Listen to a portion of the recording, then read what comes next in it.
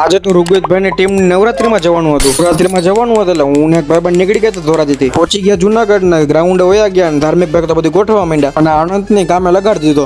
મને તો સામાન લેવા જ રાખ્યું આમ જોવો તો.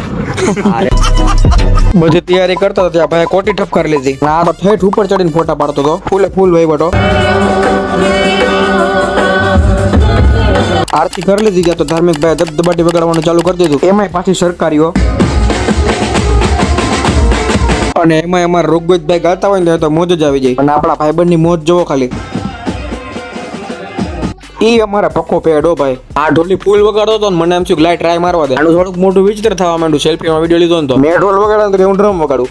લાઈટ થોડીક વાર મોયે મોયે કર્યું ત્યાં તો આવી ગઈ. લાઈટ આવી ગઈ ને તો ખેલાવવાની મોજ આવી ગઈ. પાર્થભાઈ કીબોર્ડ માસ્ટરો મોજ પડે ને તો જ. હા પછી અમે શાંતિથી બેઠા હતા તો ત્યાં કોઈ ધુવાડો કાઢ્યો. નવરાત્રી પૂરી થઈ ગઈ એટલે બગડું બધું હંકેલવા માંડ્યો. વળતા આપણે પ્રિન્સભાઈ પાસે ગયા હતા. પ્રિન્સભાઈ પાસે સોડા પડી હતી પાન ખાઈ લીધું. આજ માટે આટલું મળીએ બધાને.